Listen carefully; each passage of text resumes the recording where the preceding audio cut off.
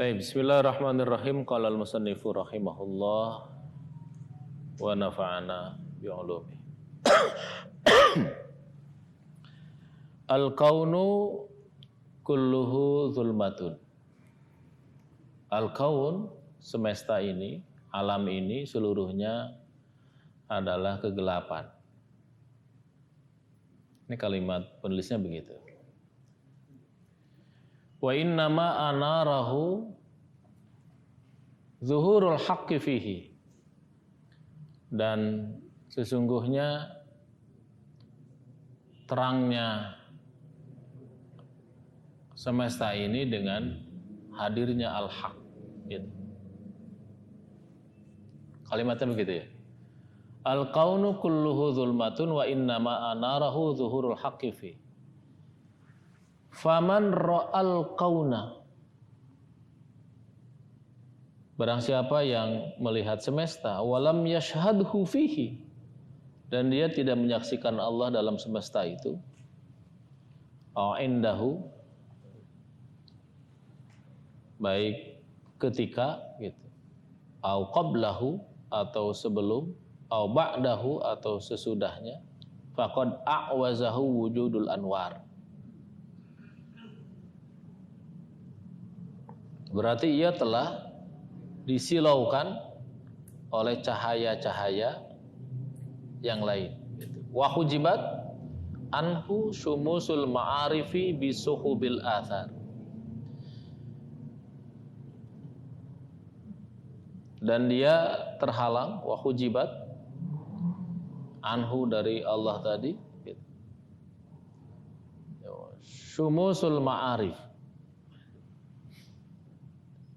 cahaya ma'rifat gitu, bisuhubil athar, tertutup dengan tebalnya. Suhub itu awan, bisuhubil athar, dengan tebalnya awan dunia. Ini bahasa tasbih ya, penyerupaan. Jadi kata penulis yang pertama, al-kaunu kulluhu zulmatun. Alam itu seluruhnya kegelapan. Alam itu apa? Alam itu kullu ma siwallah, selain Allah, namanya alam.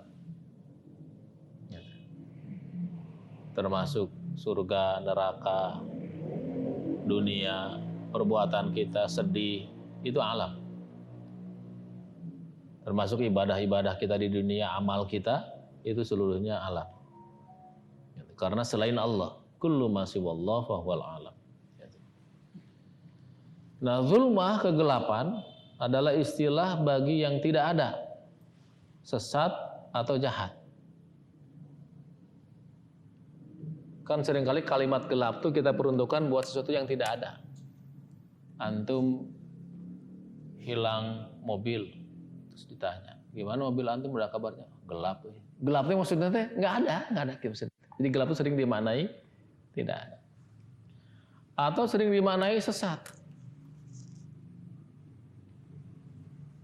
Gelap itu sering dimaknai sesat atau jahat. Jahat sering disebut juga kegelapan. Jadi makna kegelapan, zulmah itu bisa maknanya sesat, bisa maknanya kegelapan, bisa maknanya tidak ada. Gitu. Kemudian wa innama anarahu, sungguhnya yang menerangi semesta itu adalah zuhurul haq, adanya Allah Subhanahu wa taala. Jadi kalau dibuat kalimat sederhana, alam itu tidak ada dan adanya itu karena adanya Allah. Karena diadakan oleh Allah. Allah ada, Allah mengadakan alam semesta. Nah, seringkali terang itu dimaknai sebagai petunjuk, gelap diartikan sesat. Karena kalau ada kalimat alam itu sesat, kecuali ditunjuki oleh Allah Subhanahu wa taala. Jadi semesta ini dalam keadaan sesat ditunjuki oleh Allah. Semesta ini gelap diterangi oleh Allah Subhanahu wa taala. Kalau makna gelap tadi. Nah, kemudian terang itu istilah untuk kebajikan. Alam semesta itu jahat kecuali apabila diterangi oleh Allah. Jadi dari kalimat-kalimat dulu supaya kita memahami. Gitu. Nah, alam semesta itu kan bukan hanya langit, surga, neraka, segala macam, termasuk perbuatan kita. Tidur, nangkarak, nangkuban, sholat, termasuk amal kita pun disebutnya alam semesta. Nah, perbuatan itu misalkan semua jahat, buruk perbuatan itu. Amal itu semua buruk. Dan baru baik kalau disertai Allah, maksudnya begitu. Sholat itu kejahatan. Kecuali kalau Allah hadir dalam sholat itu, apalagi maksiat. Maknanya begitu. Jadi semesta ini, hatta amal kita, itu adalah kejahatan kecuali Allah hadir di situ. Al-kaunu kulluhu zulmatun. Jadi seluruh semesta ini termasuk perbuatan kita, hatta puasa kita, ngaji kita seperti ini kegelapan, kejahatan. Kecuali Allah hadir. Kita menghadirkan Allah di sini. Orientasi kita benar, niat kita benar, gitu. Barulah kemudian menjadi bukan kegelapan. Gitu. Ini makna hikmah yang ke-114 ya. Nah, kemudian penulis menyebutkan menyertakan Allah dalam perbuatan itu sebaiknya sebelum, ketika, maupun sesudah. Kan seringkali ikhlas kita itu baru hadir di akhir, atau di tengah, atau di awal. Tengah-tengah ngeselengit. Awalnya takbir bener lillahi ta'ala. Begitu jamaah banyak mulai orientasinya udah lain. Di alus-alus sugan we jadi minantu deui gitu.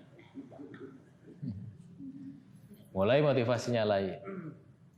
Ada yang awalnya ikhlas, tengah-tengah ikhlas, di akhir nanti ikhlas. Jadi sebelum beramal ikhlas, ketika beramal ikhlas. 10 tahun kemudian dia baru riya. Bisa jadi. Karena itu ikhlas harus dijaga sampai bertemu Allah Subhanahu wa Ta'ala. Jadi menghadirkan Allah itu baik sebelum beramal, ketika beramal, maupun sesudah beramal. Dan itu sungguh sangat berat. Sangat berat. Awalnya nggak populer, biasa ikhlas. Sudah populer, mulai kudu masang baliho. Repot. Gitu. Masya Allah. Padahal pada hikmah sebelumnya, kalau kita ingin ikhlas, idfin wujudaka fi ardil khumul. Harus menyembunyikan amal-amal kita. Nah hari ini lamun disumputkan nurutan. Selumputan ke masjid kita gitunya mau nurutan. Sehingga perlu syiar. Syiar itu beresiko adalah potensi riaknya gede. Diemprakan, tepuk tangan langsung kan. Begitu isukna nu ngaemprakan, peraya atau ibadah teh gitu.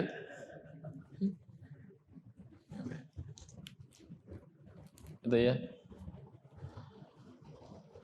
Nah, disebutkan barang siapa yang melihat perbuatan dirinya, kan perbuatan itu semesta. Barang siapa yang melihat amal dirinya atau amal orang lain, namun tidak bisa menyaksikan Allah, tidak bisa menghadirkan Allah, maka orang tersebut terhalang, termahjub, hujibat tadi. Disebutkan oleh penulis itulah orang jahat. Orang jahat itu dia beramal tapi merasa amalna menang dirina. Ujub teh. Melihat orang lain merasa amalnya hasil usahanya, bukan Allah Subhanahu wa Ta'ala. Itu orang jahat. Dan kita ini jahat kabeh. Seringkali kita merasa amal itu hasil karya kita. Kalau membantu orang, kalau itu dinuhunkeun ngamak, ternyata ciri hasil karyanya. Kita lupa bahwa kita bisa membantu orang itu karena pertolongan Allah Subhanahu wa Ta'ala. Bukan karena kita sehat, banyak uang. Ada yang lebih banyak uang tapi nggak bisa bantu. Bukan karena kita sehat, banyak yang lebih gagah juga nggak bisa bantu. Tiba-tiba kita membantu orang, perasaan ini hasil karya kita.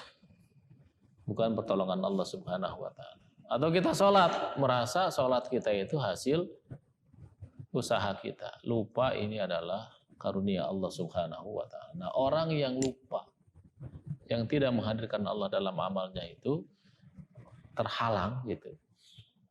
Nah, termahjub tadi, nah inilah orang jahat. Gitu.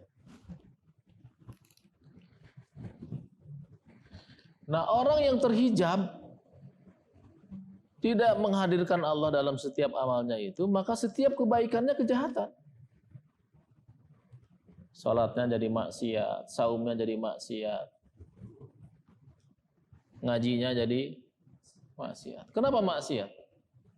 Karena dia merasa bukan anugerah Allah. Gitu. Karena beramalnya itu merasa bukan pertolongan Allah. Padahal di awal disebutkan la haula wala quwata illa billah. Kita nggak punya kemampuan apapun, baik menghindari maksiat maupun melaksanakan taat kecuali atas pertolongan Allah. Tiba-tiba kita merasa ini hasil karya saya. Makanya orang yang terhijab, orang yang tidak bisa menghadirkan Allah itu kebaikannya pun kejahatan. Apalagi kejahatannya. Jahatnya apa? Karena dia ria, dia ujub, dia isti'zaz gitu. Dia merasa gagah. Lamun teu ku anak mah, wah gitu. Anak teh saha gitu. Masyaallah. Begitu ya. Jadi jahatnya itu karena ibadah yang ria itu bukan kebaikan, karena ria itu bukan sekedar ditolak, bukan. Ria itu disiksa sama Allah orang ria itu. Kalau sekedar nggak diterima, selesai nggak disiksa nggak ada masalah, ya nggak diterima dan itu dosa karena ria itu termasuk syirkul asghar, syirik kan sedikit kecil. Karena itu kalau kita nggak ditolong Allah nggak akan bisa, ikhlas nggak akan bisa, sholat nggak akan bisa begitu. Karena itu teruslah mohon pada Allah Subhanahu Wa Taala. Nah, apabila orang yang melihat setiap perbuatannya, setiap amalnya, dia ingat karunia Allah Subhanahu wa taala. Kita bisa seperti ini karena pertolongan Allah, karunia Allah, hidayah dari Allah gitu. Maka kita disebut orang mukasyaf itu, orang yang Allah bukakan hatinya akan kehadiran Allah Subhanahu wa taala. Dia akan merasa terus ditolong oleh Allah, bahwa kita nggak bisa melakukan apapun tanpa pertolongan Allah. Nah, mukasyaf ya. Maka bagi orang yang seperti ini, yang selalu menghadirkan Allah, maksiatnya pun jadi kebaikan. Nah, antum bangun resep ini. Maksudnya bukan boleh maksiat, bukan. Gitu. Apalagi perbuatan baiknya. Begitu dia maksiat, dia merasa ya Allah, saya nggak berdaya untuk menghindari maksiat. Ketika nggak ditolong Allah. Buktinya ketika nggak ditolong Allah, saya maksiat. Bahwa saya bisa menghindari maksiat itu karena pertolongan Allah Subhanahu wa taala. Maka karena dia sadar akan hal itu, dia segera kembali kepada Allah Subhanahu wa taala. Nah, segera kembalinya ini, inilah karunia Allah. Jadi kejahatannya pun bagi orang yang sadar mah jadi kebaikan. Maksiatnya menjadi kebaikan. Kalau dia bisa menghadirkan Allah pada situasi kondisi tadi. Gitu. Kenapa orang yang mukasyaf tadi maksiatnya menjadi kebaikan? Nah, karena dia mengakui lemah, mengakui tidak berdaya. Mengakui tidak berdaya banyak dosa itu kebaikan, Pak. Dibanding mengakui gagah, mengakui soleh. Ada dua orang, yang satu merasa banyak salah. Memang dia pelaku salah, terus ngaku salah. Yang satu mah rajin ibadah. Tapi dia merasa soleh. Nah, yang lebih baik yang merasa salah ini. Walaupun dia berbuat salah. Karena perasaan bersalah ini modal utama untuk tobat. Karena kita nggak bisa bertobat kalau kita nggak merasa salah. Nggak bisa. Tobat itu harus merasa salah. Nggak akan mungkin orang bertobat sementara dirinya merasa soleh. Nggak akan mungkin. Karena rukun tobat yang pertama itu penyesalan. An-nadam. Dan penyesalan itu muncul dari perasaan bersalah. Karena itu orang yang mukasyaf tadi, orang yang Allah bukakan hatinya tadi, kejahatannya pun menjadi kebaikan di mata Allah Subhanahu wa taala. Kenapa seperti itu? Karena dia mengaku dirinya lemah, merasa tidak berdaya bila ditolong Allah Subhanahu wa taala. Yang kedua, karena dia segera bertobat dari maksiatnya tersebut. Dari penjelasan ini kita akan bisa paham bahwa banyak orang yang masuk surga karena perbuatan dosa. Banyak orang masuk neraka karena perbuatan baik. Jadi seremnya, maksudnya begini, bisa antum ke resep maksiat dengan kalimat ini begitu. Banyak orang masuk surga karena perbuatan dosa. Artinya begitu dosa dia sadar, dia kembali kepada Allah Subhanahu wa taala, taubat. Mengakui salah kemudian bertobat. Nah, bertobatnya inilah yang kemudian membukakan pintu surga. Sementara banyak orang yang masuk neraka karena perbuatan baiknya. Kenapa? Karena perbuatan baiknya disertai ujub, riya, isti'zaz tadi.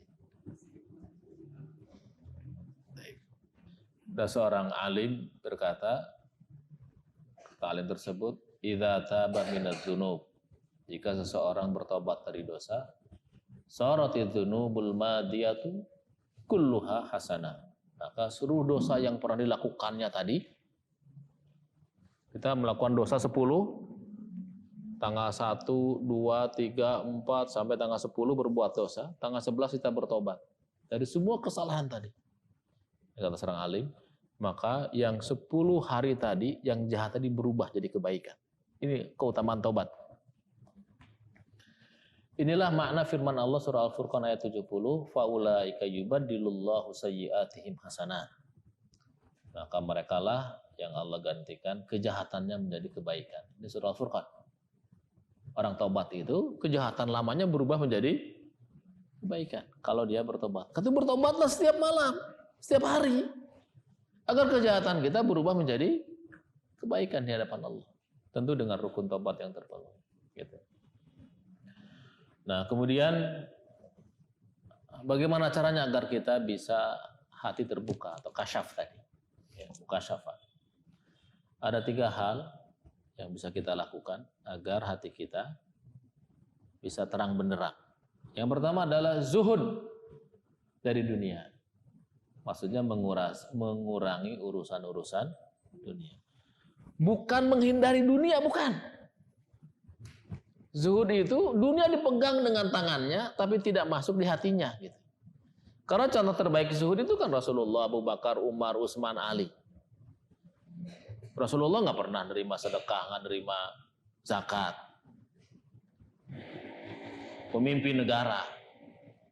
Abu Bakar kaya raya. Istrinya berapa? 4. Anaknya 6. Abu Bakar itu. Umar bin Khattab istrinya banyak. Anaknya banyak pula. Kekayaannya banyak pula gitu. Ini kan orang-orang soleh semua. Jadi jangan dimaknai zuhud itu bukan naon. Jadi zuhud itu idealnya kalau kita mau menghindari dunia setelah kita sangat kaya raya. Kayak Umar, dia kaya raya, tapi kalau makan cukup ikannya 1. Bukan sajolang, ikannya bukan satunya 1 jolang. Itu. Utsman kan Masya Allah, salah seorang sahabat terbaik, ahli surga. Dzun-Nurain, memiliki 2 cahaya. Pemilik 2 cahaya karena 2 putri Rasul dinikahi oleh Utsman bin Affan. Ruqayyah sama Ummu Kulsum. Ruqayyah meninggal, kemudian Ummu Kulsum. Begitu. Turun ranjang. Istrinya banyak pula. Selain 2 istri ini, Utsman tuh banyak istrinya. Dan muda-muda. Oh, antum mudanya aja yang semangatnya gitu ya. Kaya raya, Insya Allah. Utsman kalau infak 1000 ekor unta itu biasa saja. Kita pernah sedih cerik. Orang mah lagi senangnya cerik orang mah gitu ya.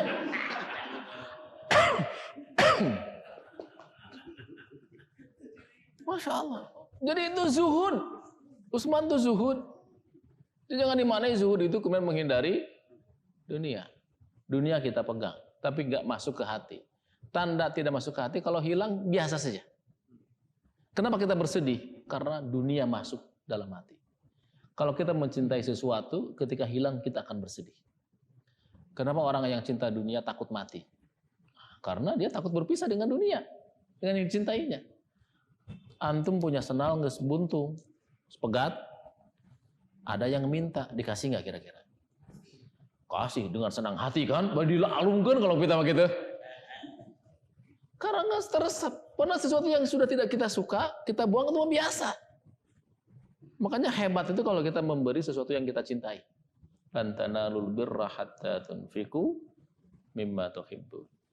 Kalian tidak akan pernah sampai pada makom orang baik kira-kira gitu sebelum kalian bisa berinfak dengan harta yang paling kalian cintai. Ketika ayat ini turun, sahabat berlomba tuh cari harta mana yang paling dicintainya gitu, dihadiahkan kepada yang lain.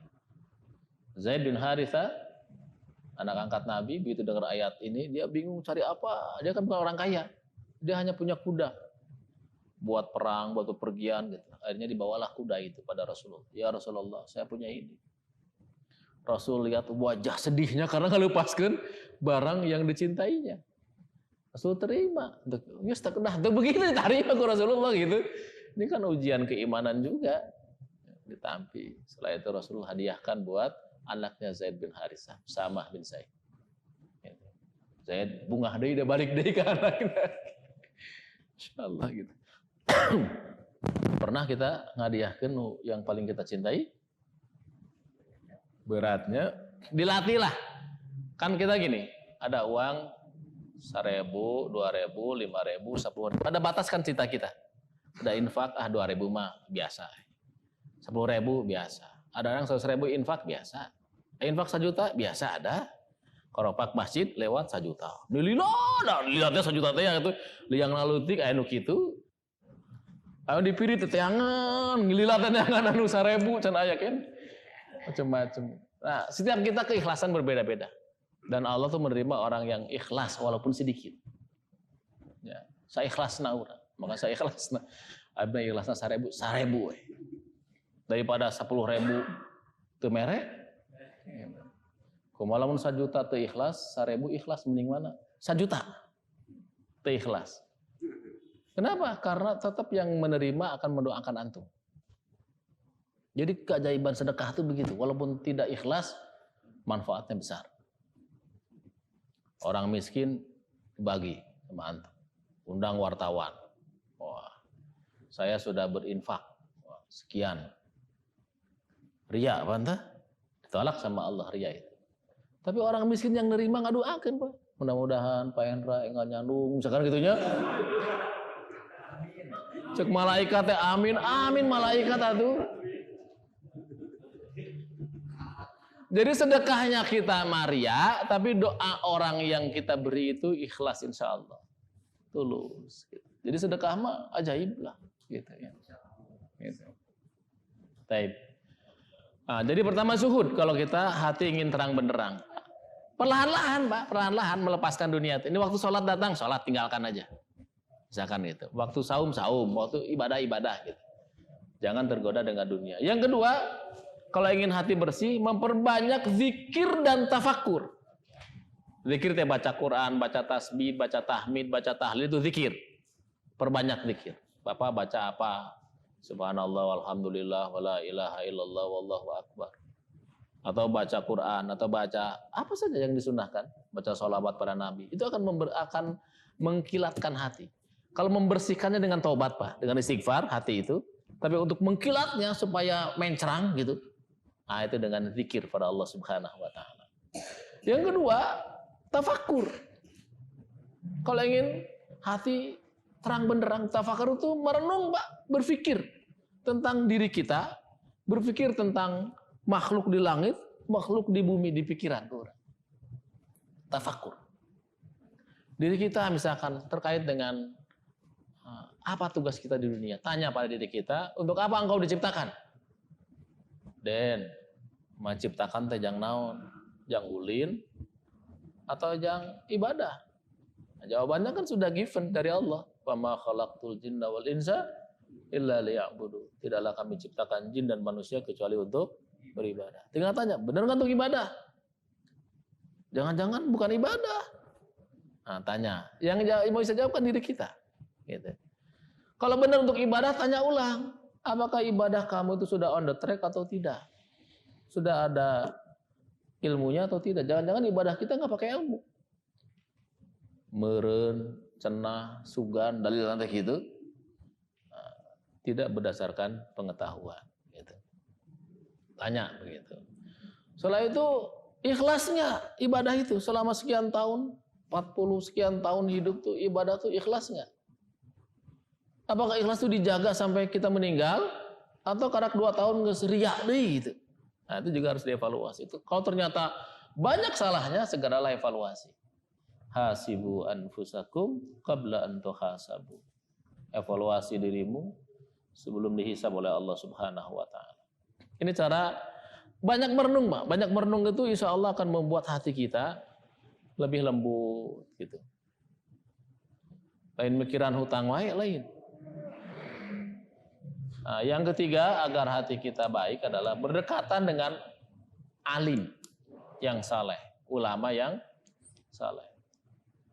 Ulama ahli ilmu, ya saleh diamalkan ilmunya. Nah, dekatlah dengan orang seperti itu, karena dengan ilmunya kita akan tahu halal haram, hak batil gitu. Dengan solehnya dia kita akan belajar, mencontoh kepada beliau.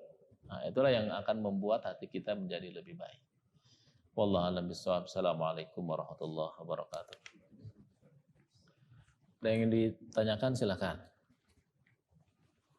Sambil minum. Insyaallah.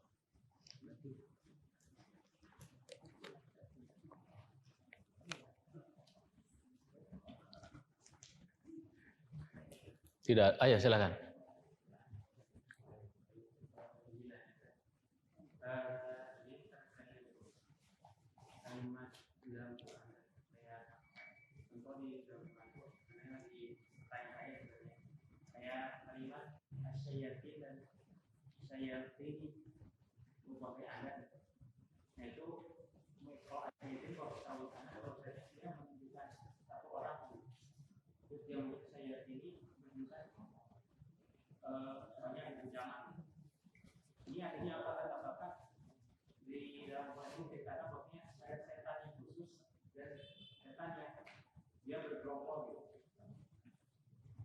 Iya. Jadi syaitan itu mufrad. Jamakna syayatin. Jadi kalau tunggalnya syaitan. Kalau jamaknya syayatin. Nah, setan itu jin yang jahat. Itu setan. Bahkan sebagian berpendapat manusia jahat juga setan. Jadi kan jin itu sejenis lah. Jin itu banyak jenisnya. Ada setan, ada iblis. Kalau iblis satu. Nah, yang sering goda-goda kita segala macam itu anak buah iblis, setan itu. Nah, jin. Nah, ada jin yang baik juga, jin yang muslim juga ada, yang beriman juga. Nah, setiap kita terlahir ditemani jin pribadi, qarin. Di samping kemudian digoda sama setan yang ditugaskan sama iblis untuk menggoda kita. Jadi kita punya jin pribadi. Jadi jangan menghindari jin, dah memang jin mah akan nutur-nutur orang. KWC milu kurang sare ningalikeun kitunya meureun. Gitu. Jadi nah, ketika kita meninggal, setannya itu belum tentu meninggal. Setan itu meninggal, tapi usianya lebih lama dibanding manusia. Kalau yang diabadikan oleh Allah itu sampai kiamat, iblis. Kalau setannya tidak. Jadi setan itu bisa mati. Di mana kuburnya, jangan ditanya. Saya nggak tahu. Gitu ya. Nah, masalah ubudiyahnya dengan kita yang muslim sama dengan kita. Ada syariat Islam. Karena Rasul itu diutus buat jin dan manusia. Wa ma khalaqtul jinna wal insa illa liya'budu. Jadi jin dan manusia itu diperintahkan untuk beribadah. Nah, manusia yang baik, jin yang baik ada. Manusia jahat, jin yang jahat pun ada. Nah, jin yang jahat sering disebut syaitan. Syaitan. A'udzubillahi minasyaitonir rajim. Nah, jin itu bisa masuk dalam tubuh kita, dalam aliran darah. Rasulullah bersabda, "Inna syaitan," sesungguhnya setan itu yajri min ibni adama majrad dima. Setan itu mengalir, bergerak dalam tubuh manusia dalam aliran darah.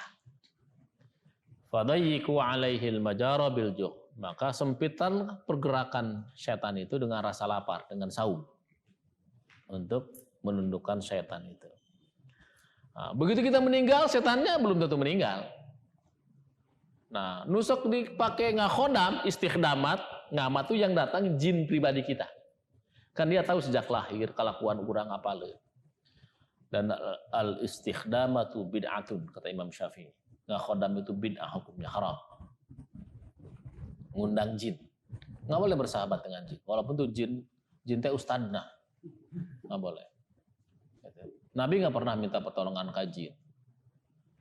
Dan semakin dekat dengan jin, kemungkinan kita akan semakin tersesat. Dalam surah Al-Jin, Allah Subhanahu wa taala berfirman, kata Allah, "Wa annahu kana rijalun minal insi ya'udzuna birijalin minal jinni fazaduhum rahaqa." Jadi ada orang yang minta tolong kepada jin, manusia minta tolong pada jin. Kata Allah, fazaduhum rahaqa. Mereka bertambah binasanya, celakanya makin bertambah. Jadi janganlah. Apakah jin nanti bisa menampakkan diri? Bisa. Antum mau ketemu jin? Jangan ya. Karena jinnya pasti dekat dengan kita. Di sini ada. Jangan pernah mau. Bersahabat, janganlah. Mending jeung jelema. Hati-hati ya. Jin kalau menyerupai manusia bisa dibunuh. Menyerupai binatang bisa dibunuh. Dulu di zaman Nabi pernah menyerupai ular. Dibunuhlah oleh Aisyah karena di rumah. Kemudian karena ternyata ini ularnya ular jin dan muslim, maka Aisyah kena diat, kena denda. Karena nggak tahu mana jin mana tidak kan gitu. Nah, kita gitu, karena kita nggak tahu, hajar saja, itu berbahaya. Tapi jin itu nggak ada yang makan manusia. Kalau jin ya, makanan jin itu bukan manusia, komodeblo, ketaran gitu. Beda dengan kita. Gitu ya, hati-hati. Makanya kalau ayah nu kasurupan menta kopi, ini salah jin sih nanti. Karena jin mah tarang ngopi. Makanannya kotoran, makanannya itu tulang gitu. Karena itu hati-hati ya, yang lama di WC, di kotoran-kotoran itu tempat jin. Gitu. Taib. Wallahu a'lam bishawab. Ada yang lain? Cukup? Terima kasih banyak. Subhanakallahumma bihamdika asyhadu an la ilaha illa anta astaghfiruka wa atubu ilaik. Assalamualaikum warahmatullahi wabarakatuh.